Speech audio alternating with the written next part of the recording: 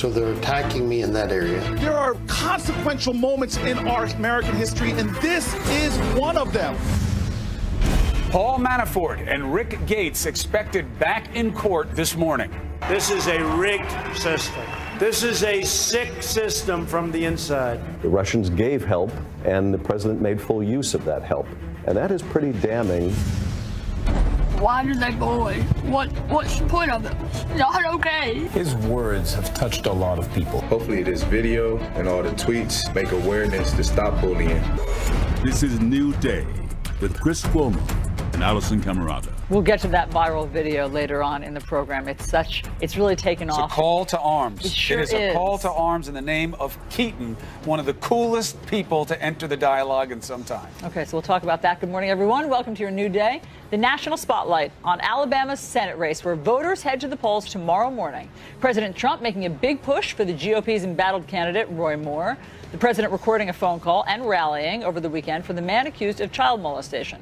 But Alabama's most prominent Republican senator, Richard Shelby, going against his party and the president, saying he cannot vote for Moore, choosing instead to write in a candidate.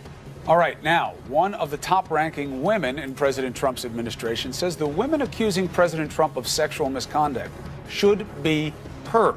U.S. Ambassador to the United Nations, Nikki Haley, diverging from the White House position that more than a dozen women have all lied about their claims against the president. Now, Haley didn't say that they're telling the truth. She didn't say that she believes them, but she spoke about it in a way that is certainly different in tone than the White House. And this comes as several Democratic senators are now calling on President Trump to resign over the allegations of sexual assault and harassment. We have it all covered. Let's begin with CNN's Kaylee Harding, live in Montgomery, Alabama, with our top story. What's the state of the race? Well, Chris, one day before the polls open in Alabama, and President Trump is ramping up his efforts to try to get Moore elected in this special election. This state hasn't sent a Democrat to the U.S. Senate in more than 20 years. But with the explosive allegations against Roy Moore, the Democratic Party hopes they have an opportunity to pick up a seat here. Hi, this is President Donald Trump, and I need Alabama to go vote for Roy Moore. President Trump making a final push to bolster Alabama's Republican nominee and accused child molester Roy Moore, recording a robocall for the controversial Senate candidate after touting his support for Moore at a rally in Florida. This country, the future of this country, cannot afford to lose a seat in the very, very close United States Senate. We can't afford it, folks. For the second time in 1 week, the president's former chief strategist, Steve Bannon, also campaigning for Moore, who's become the face of Bannon's anti-establishment movement. If they can destroy Roy Moore, they can destroy you. Moore's candidacy continuing to divide the GOP, with the state's most prominent Republican, Senator Richard Shelby, denouncing his party's nominee on CNN. So many cuts, so many drip. When it got to the 14-year-old story, that was enough for me. I said, I can't vote for Roy Moore. The state of Alabama deserves better. Moore's opponent, Democrat Doug Jones, immediately turning Senator Shelby's remarks into an online ad and a robocall that will play statewide in the final hours of this election. Moore himself seeming to avoid the spotlight. The former judge has not held a public campaign event since early last week, remaining largely out of sight this weekend, other than a taped interview with a local TV program. I do not know them. I had no encounter with them. I never molested anyone.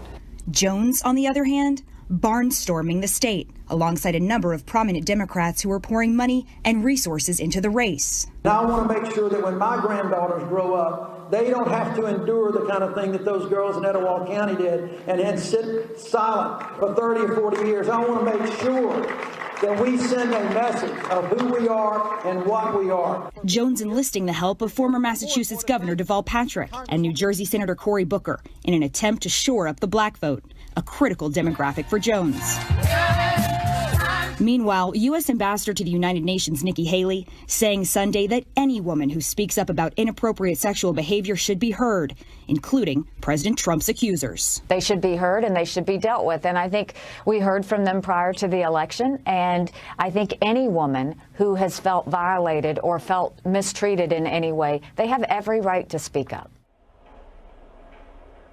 Those remarks from one of the highest-ranking women in the Trump administration, that's a notable break from the president's long-standing assertion that the allegations are false and part of a smear campaign. Today, the president will have lunch with the vice president ahead of Mike Pence's 4-day trip to the Middle East, and later today we'll see him on camera as he signs a space policy directive. Chris, Allison. Okay, Kayleigh, thank you very much for all of that background. Let's bring in now CNN political analysts David Drucker and Margaret Talev. Great to see both of you. So, Margaret, listen, we've been warned many times by people on the ground in Alabama that Alabamians don't want people in Washington telling them how to feel, how to vote. Of course not. You know, who does? So given that, Senator Richard Shelby coming out and saying he cannot in good conscience vote for Roy Moore, does that move the needle, change anything?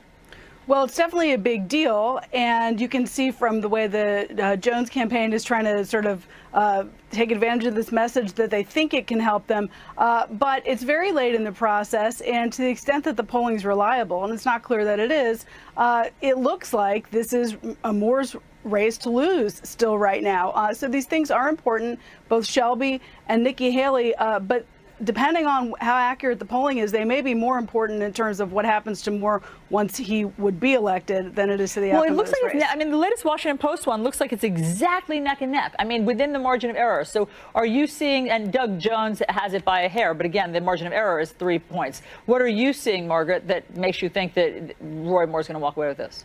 Well, this comes down to two things. It comes down to whether or not the people who say that they are voting for Moore actually decide to turn out at the polls on Election Day, and it comes out to whether the efforts to turn out the black vote and the younger vote in Alabama actually can come through for the Jones campaign. So it is very close right now, but it's just very hard to measure how effective some of these last-minute expressions from Republicans are. Well, look, I mean, you got two factors, David, right? You got what the pollsters will talk to you about: hidden appetite and turnout. This is a special election.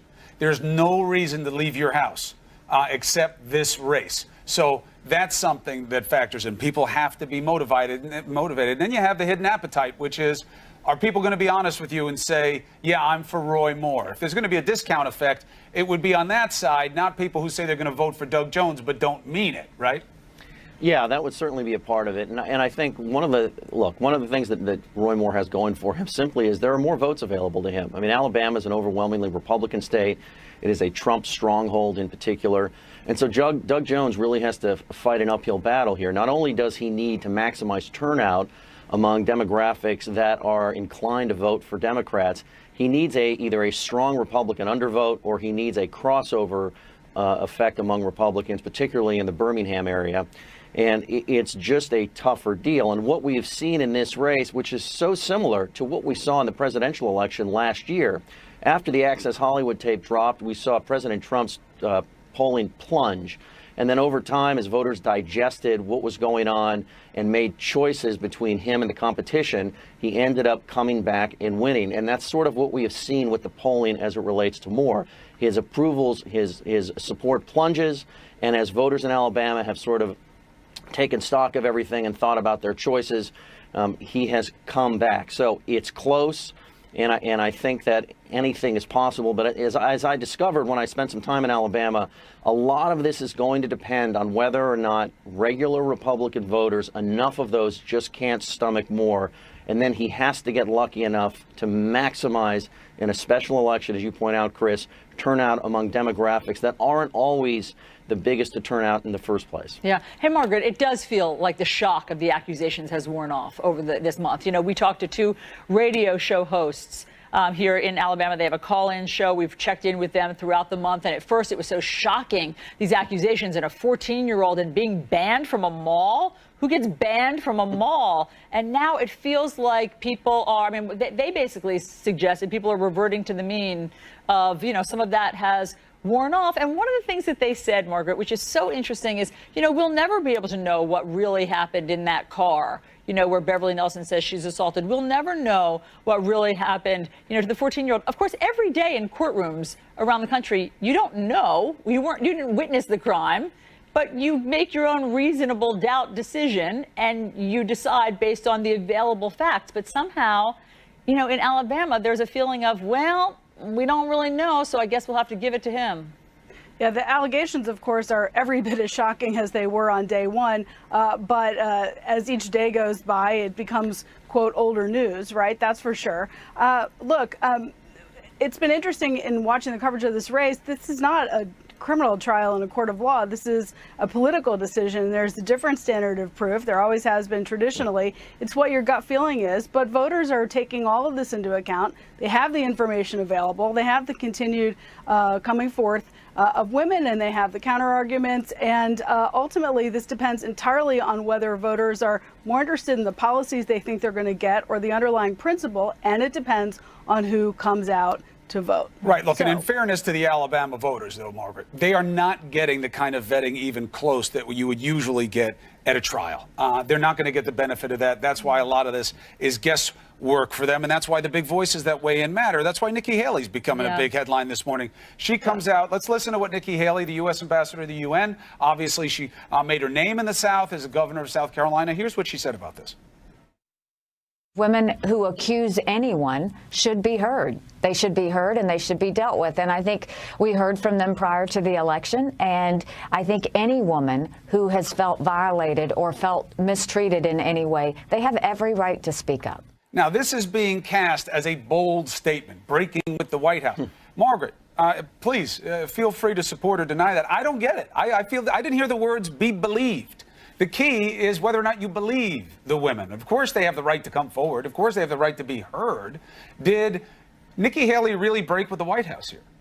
Well, what's important about Nikki Haley's comments, I think, have less to do with Roy Moore's election and more to do with to what extent Roy Moore's election and the debate around this bring back old allegations about President Trump. We are seeing signs that some of those women who spoke out before last year's presidential election want to come forward again and continue to talk about what they experienced and their concerns. And so in that context, anything that a cabinet official says that could be seen as giving fuel or a platform for this is going to be read as important. But look, let's keep in mind, Nikki Haley has 3 decades of a political career ahead of her. The women's base is going to end up being hugely important to her in her future races. And if she wants to preserve a spot to run for president, everything she says now will be parsed later. And I think that's what we're seeing. And there you have it, David. I just want to mention one more thing. It does seem as though she's making the calculus based on her own political future outside of this cabinet, outside of this administration, because if she wanted to be Secretary of State,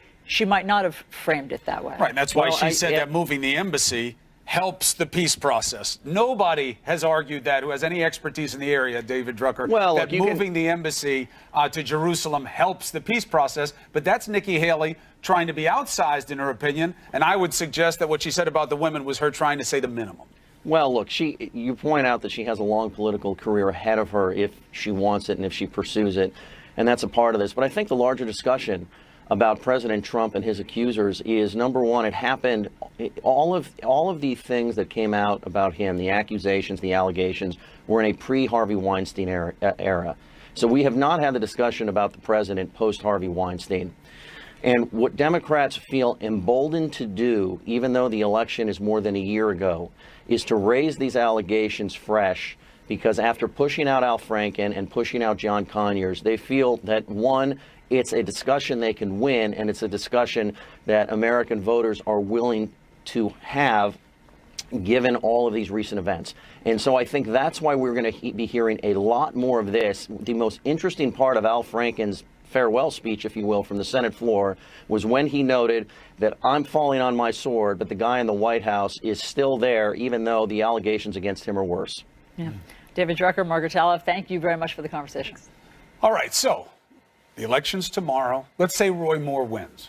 What's the Senate going to do? There's been a lot of talk, but we're going to ask the vice chair of the Senate Ethics Committee of what the actual options and realities are if Roy Moore comes to the Senate. Next.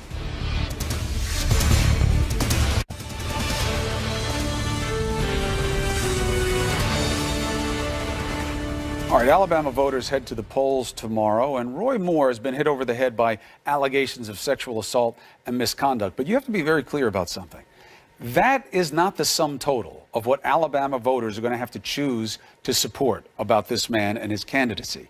For example, he has called homosexuality a crime against nature and an inherent evil. He compared it to bestiality. Roy Moore justifies this belief as being a matter of his Christian faith, a faith that he believes comes before the law of the land. He was removed twice as Chief Justice of the Alabama Supreme Court for ignoring legal precedent. Once, he insisted on keeping the Ten Commandments in the courthouse, and the other time for ignoring a Supreme Court ruling that overturned a same-sex marriage ban. We interviewed Moore back in 2015. That's when he first became relevant to the national audience in recent years because of his saying that his God comes first. Times change, definitions change. We didn't think blacks were equal to whites. That changed. I believe that's a matter of law because our rights contained in the Bill of Rights do not come from the Constitution. They come from God. It's clearly stated in the Declaration of Independence. Our laws do not come from God, Your Honor, and you know that. They come from man. Well, look, of course you can believe whatever you want in this country, but as a jurist, this is a secular society. The Constitution is what comes first. Imagine a Chief Justice saying, no, my faith comes first. Now, in an interview with The Guardian leading up to the primary in this Senate election, Moore said, you could, quote, very well say, America is the focus of evil in the modern world because America promotes a lot of bad things, like same-sex marriage. The same argument made by Vladimir Putin. This prompted Moore to say, well, I guess Putin is more kin to me than I knew. His views on race. When asked by an African-American what President Trump means by making America great again, Moore hearkened back to the days of slavery for his explanation. I think it was great at the time when the families were united. Even though we had slavery, they cared for one another. In 1997, this wasn't a one-off. Moore took on teaching evolution in schools, saying this is why we have drive-by shootings. When it comes to the issue of abortion, here on New Day, Poppy Harlow was caught off guard by Moore's campaign spokeswoman, Janet Porter's unprompted pro-life argument. Look at how they made the argument. By the way, congratulations on your unborn child. That's the reason why I came down as a volunteer to speak for Judge Roy Moore, because he'll stand for the rights of babies like yours in the womb, where his opponent will support killing them up until the moment of birth. With a smile on her face, she said that, talking about Poppy's unborn child. And the fact is, she misrepresented Doug Jones' position. He does not support late-term abortions. Now, finally, views on Islam are going to be relevant in the U.S. Senate. And Moore calls it a false religion. In fact, he rejected the idea that a Muslim like Minnesota Rep. Keith Ellison should swear an oath on the Quran instead of the Bible because he likened the Quran to Mein Kampf, the Nazi manifesto. Now, in a speech blasting President Obama's comments about Islam's contribution to the world, he wrote, quote, now I'm going to tell you about the only thing I know that the Islamic faith has done in this country is 9/11. You will recall that many prominent Muslim community leaders loudly denounced the attacks of 9/11. There are millions of American Muslims. They are part of this community. Their faith should be respected. He also recently agreed with some controversial radio hosts that getting rid of all the amendments to the Constitution after the first 10 would solve a lot of problems. Just to remind, the 13th, the 14th, the 15th gave us due process, ended slavery, gave the vote to African Americans. Women voting came thereafter, as did many rights that Moore seems to dismiss. Notice, I haven't even mentioned the allegations of assault and sexual misconduct that Moore has denied. He has plenty to answer for, and voters have plenty to swallow without those allegations. Allison. Okay, Chris, thank you very much for all of that look back at his positions. So that's your look at Roy Moore's record. What's the biggest factor when voters go to the polls tomorrow? Joining us now to talk about that, our CNN political commentator Ed Martin, who supports Moore, and Ana Navarro, a CNN political commentator who opposes Moore's candidacy. Great to have both of you. So, good morning. Ed, you support Roy Moore. I mean, you just heard Chris delineate all of those positions. Are you comfortable that America was great, he thought, when we had slavery, because that's when families are strong and we had direction? Are you comfortable that he called Islam a false religion? Are you comfortable that homosexuality should be illegal? Well, I have to say, good morning. I haven't heard a lot of those in context, but some of them sound like things I don't really believe. But I will tell you this. Anybody who knows politics, and I've been saying this for 4.5 weeks, knows that down the stretch of a hot campaign, a lot of things are going to be thrown out, and the voters have to sort of fight their way through it. So, but are you saying those things aren't true? I mean, all those things that Chris just delineated, you heard them in context there.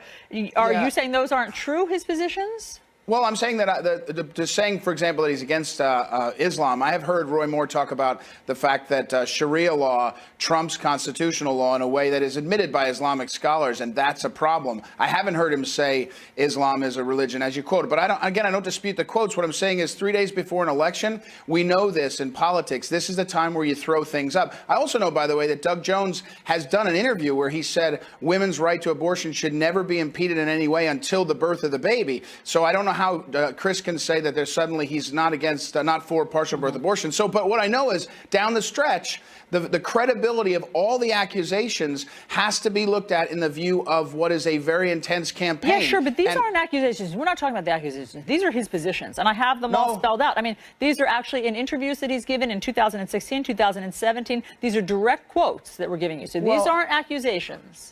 Yeah, but I mean, again, I'm talking about soundbite kind of promotion of an issue. For example, the question of conscience, and whether the law of the land, American law, will trump your own conscience. We just saw the President of the United States down at a civil rights celebration where civil rights leaders said, at times, your conscience will trump the American law. That's the truth of that. So we know that from our teaching. So I don't quite know what you're saying when you say he puts that out there. In other words, again, back to this point, 3 days before an election, this gets soundbite is for the advantage. And the Alabama voters are going to know Roy Moore and Doug Jones, who have been in public life for 30 years each, and they're going to make a vote on that. Anna, how do you see it?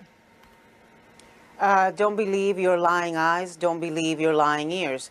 What you've just laid out, what Chris just laid out, were, taken from interviews, were taken from videos, were taken from tapes of Roy Moore. This is not being taken out of context or out of thin air. These are his own words, his own positions. So look, if child molestation is not enough to drive you, away from Roy Moore, you've got the fact that he's a homophobe, that he's an Islamophobe, that he talks about slavery as the good old times. I mean, you've got so many reasons. He's just plain stupid and ignorant, and there's so many reasons why he's this divisive man that should not be sent to the Senate. And look, this is going to be up to Alabama voters, but the reason that the rest of us have a right to opine on this is, let's remember this guy's going to the U.S. Senate. His salary will be paid by taxpayers. He's going to be voting on things like civil rights. He's going to be voting on things like women's rights, like violence against women. He's going to be voting on things like hate crime legislation. And this man is just not fit. He is just not fit. Alabamans are going to have another chance at an election next year. This is a short-term thing. And I think that, many Americans are saying, look, we implore you, don't straddle us with this man who's got such an unfit character. Think of the message you are sending to women, to the many, many women who we've seen have been victims of sexual harassment, much more than anybody in this country, I think, ever thought existed. What message are we sending to those young girls? What message are we sending to those women who have endured sexual harassment throughout their lifetime? Yeah. Hey, Ed, I mean, in 2005, he was on C-SPAN, too, with Bill Press. Roy Moore was asked about homosexuality. He said, here's his quote, homosexual conduct should be illegal. Yes. So, times have changed. Here we are in 2017. Are you comfortable with his positions today? Again, down the stretch of a campaign, I don't even know the context of that was asked. I think that the law of the land right now, it's not. Do you think that homosexuality should be illegal today? And he says yes.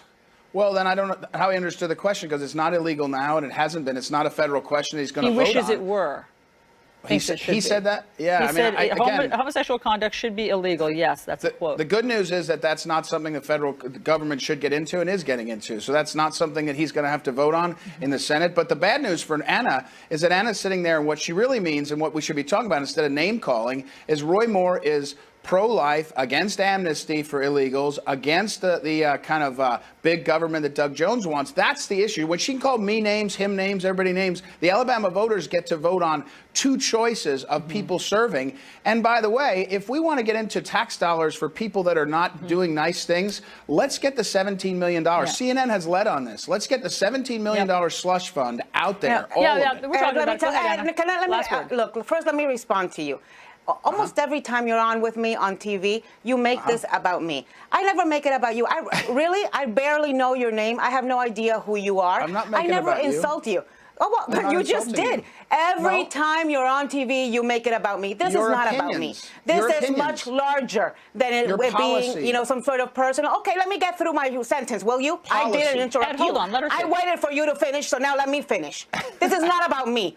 It's about decency. It's about morality. It's about Republicans and Americans not compromising decency and morality for one vote. Name calling. Your name calling, What's the name? Decency and morality is name calling? No. Answer the policy. Homophobia. Ed, hold on. I am answering the policy. This man compared gay marriage to marrying a bridge. I don't know if he meant suspension or what kind of bridge. I mean, this is, you know, sheer stupidity. Yes, I know you smirk and you laugh and it's your response. And you know what? That's fine. Because this is not about you. It's not about me. It's about larger policy. It's about America. It's about the message we are sending the world. It's about the message we are sending children. It's about holding the people elected to a higher standard than we would hold others. I don't want to hold some Hollywood producer to a higher standard than I would hold a U.S. Senator or a President of the United States. But hold on, Ed. And the last question. I mean, what I think Ed is suggesting is that if you're a single-issue voter, if you're anti-abortion, then Roy Moore's your guy. That's all you need to know, that all this other stuff somehow you can compartmentalize and put away, and that he's saying that if you feel very, very strongly about Roy Moore's position on immigration and abortion, that gives you your answer. Look, I think that's true. I think it's a page right out of Donald Trump's playbook. The smartest thing Donald Trump did in that campaign, in my view, was put out that list of potential Supreme Court nominees. And I have a lot of friends, a lot of good, decent Republican friends who voted for him because they wanted that Supreme Court justice, who he in turn gave them. I think that's what the Roy Moore campaign is doing, attaching themselves to one issue and just preying on that over and over again. And if that's the type of voter you are, I think you do have your answer. I hope the people of Alabama, many of them, can see the whole picture and can see that sending an unfit person to the U.S. Senate is just not fair to their state. It's not fair to our country. So, Ed, last question. You think he's going to win tomorrow? Oh, my gosh, yeah, it's obvious. It's obvious he's winning. Gloria Allred rolled out a positive story for Roy Moore on Friday because she knows he's going to win. She's setting up for the fight afterwards. Everybody knows he's going to win. What do you mean she rolled out a positive story? Well, that story that she rolled out, however you spin it, the story was, here's my client. She has the yearbook, which we didn't produce, and some of it she wrote. It was covered in Alabama as a story that she lied. I'm not saying she did. I think she had an explanation. She made sort of little notes, she's saying, that it's still his signature, it's still his message, it's his signature, and she made like an annotation. Right, but rolling that out on the Friday before, it was not a negative hit on Roy Moore. It was kind of a let's get attention. And that's because on Wednesday morning, she's going to be back saying, let's have hearings. And by the way, Wednesday morning, two things should happen. One, Mitch McConnell should resign as the leader of the Republicans in the Senate. And two, there should be a conversation. I'm for it, about the credibility of the allegations against Roy Moore by the women. Let's have that conversation in the Senate Ethics Committee on C-SPAN. And then let's move right on to all the other senators that have had allegations in the last 40 years of misconduct. Let's have them all out there. I'm for it. Let's drain that swamp with bright sunlight. Okay. Ana Navarro, Ed Martin, thank you very much for the debate. Chris. All right. We all need to stop doing whatever we're doing. Tomorrow is Election Day, a big special election in Alabama. Polls show the Senate race is in a statistical dead heat. Despite accusations of child molestation and sexual abuse, Republican candidate Roy Moore does have the strong support of the president and some in his party. Joining us now is Democratic Senator Chris Coons, vice chair of the Senate Ethics Committee. Good to have you, Senator. Good to be with you, Chris. Think Moore wins? Well, I think that's going to be up to the voters of Alabama. This is going to be very close. As the last segment on this show reminded us it is a hotly contested race where there are a great number of issues. Myself, as a lawyer, as a member of the Senate Judiciary Committee, it's striking to me that Roy Moore was a Supreme Court justice in Alabama and was twice disciplined for failing to understand that the law comes first. Those of us who are people of faith may be strongly moved by our faith principles, but when you get sworn in, either as a senator or as a judge, you put your hand on the Bible and you swear allegiance to the Constitution, not the other way around. He understands, Senator. He just doesn't accept it. Let me ask you something. If he wins and he comes to the Senate, I know you're not going to talk about particulars of process, but there is this notion that Roy Moore may not be seated as a senator. I question that suggestion. I don't see how you could keep him from being seated. That's right, Chris. The Supreme Court precedent strongly suggests that as long as a candidate meets the constitutional requirements to be seated, he must be seated. It is more likely that there will then be some vigorous debate about whether he should remain in the Senate. Right. But the expulsion process is really difficult. It's been done a handful of times in our entire history. Where is the confidence that that would be anything that would happen, at least something that would happen in any kind of short order? Well, Chris, it would be the Senate Ethics Committee that would review allegations before any vote of expulsion, so I'm not going to get into any specifics about that. Right, but it wouldn't be quick, that's for sure. And who even knows if the process would be respected? Why do I say that? Because of what just happened with Al Franken. Are you comfortable as a Democrat that you guys pushed him out before due process even took its place? When you say you guys, Chris, I made no public statement about Senator Got to own your Franken. team, Senator. Got to own your team. I'll say that as the vice chair of the one committee that is truly bipartisan, I have worked very hard to stay out of the matter relating to Senator Franken. Are you troubled by the standard? You know, people will say, we just heard in the last segment, Ed Martin said, hey, he admitted it. What did Franken admit? He apologized to women who felt that he had been inappropriate. He's sorry they felt that way. He doesn't remember things the way they say happened. He never said he groped. They show the picture of him, admittedly, objectively, a stupid picture, but not evidence of groping. He doesn't say it was evidence of groping. So what is the standard at play here about when someone can stay and when someone has to go? Well, Chris, this is a political process, not a legal process. But I'll say that I have confidence in the Senate Ethics Committee. I do think it is striking that the president, who is not subject to the Senate Ethics Committee, has bragged about sexual assault, has been accused by 19 different women, and yet that is not being actively debated, discussed, or closely reviewed by members of the other party. It is my hope, though, I'll say this, Chris, that we are at the beginning of a long overdue reckoning in our country, of a long and widespread practice of men in positions of power misusing that power in ways that have truly harmed women at all levels in our society. And so I'm someone who, as a lawyer, believes in due process, but I also think that we're at the beginning, not at the end, of what I think is an important moment in American society. Well, I'm just saying, we just saw where a big list of Democratic senators wound up trumping due process. The Senate investigation hearing never was able to be resolved with Franken. Now there are calls to look at the allegations into President Trump. Do you think that happens? Well, I certainly hope voters keep in mind their views about what the president did or didn't say and do. It was known and it was litigated before the election. But in my view, it's distressing when people are willing to put morality aside and to vote for or against someone based on what they will or won't do on taxes or on immigration or on constitutional rights. I don't think that we should have folks in public life who are above the law and who are not accountable. Do you think it gets reviewed? My hunch is it gets reviewed at the next election. But not, we don't not have by the the Senate. mechanism to review it. Right. Right. We don't have the mechanism to review it in the Senate. Right. I think that's a good point to make and for the audience to hear, because there's a lot of talk about will it happen. I don't know how you could make it happen other than some impeachment process, but we're a long way from that. You're also calling for a hearing into possible presidential interference with the U.S. attorney's offices. How so? Well, we have a troubling series of incidents here where the president, we know, called in former FBI Director Jim Comey and asked for personal loyalty and tried to get him to go easy on General Flynn, who's now pled guilty to one count and is cooperating with Robert Mueller's investigation. There are recent allegations or reports that the president is now actively interviewing U.S. attorney candidates in a number of jurisdictions where he also happens, he and his family, to have significant real estate holdings. This is just part of a long and troubling pattern of behavior where the president doesn't respect the separation between the Department of Justice and his role as the president.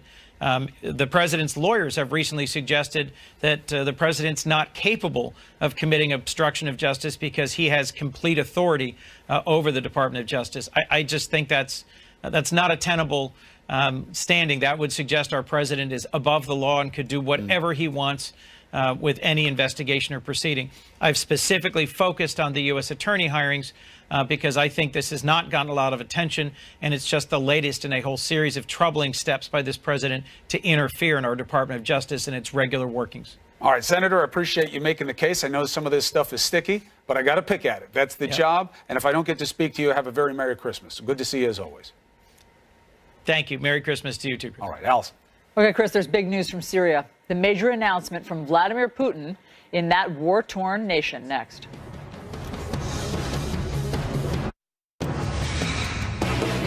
Vladimir President, Monday morning, forgive me. Russian President Vladimir Putin ordering a drawdown of Russian troops from Syria. During a visit to the war-torn country today, Putin said he made the decision since both Russian armed forces and the Syrian army have defeated the, quote, most lethal group of international terrorists. We take that as a reference to ISIS.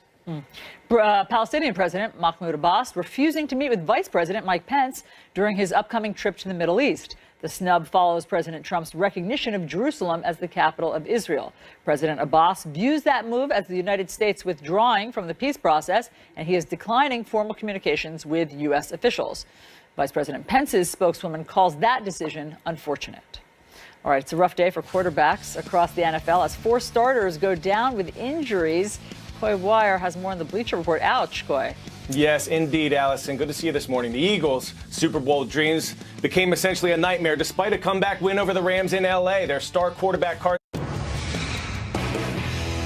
All right, are you ready? Whatever you're doing, I know it's Monday. We're just about to turn 8 o'clock, 5 minutes before the hour. Please take a moment for this, all right? We know there's bullying. We know we have to do more about it, and we have new proof of it. This emotional message from this kid in Tennessee about being bullied at school has gone viral with millions of views. You got all these celebrities and athletes are coming to the side of this very brave boy. His name is Keaton Jones, and his mother posted this heartbreaking video on Facebook after she says she had to pick him up at school yet again because he was too frightened to go to lunch. Issues for all of us, because that is, you can't have a better spokesperson for what it's like to be on the receiving end of it. Let's discuss the massive reaction that this video has caused with CNN media analyst Bill Carter. Well, that's heartbreaking. It sure is. It's also infuriating, by the way, that this happens to kids. I mean, it's infuriating. But then, you know, you see so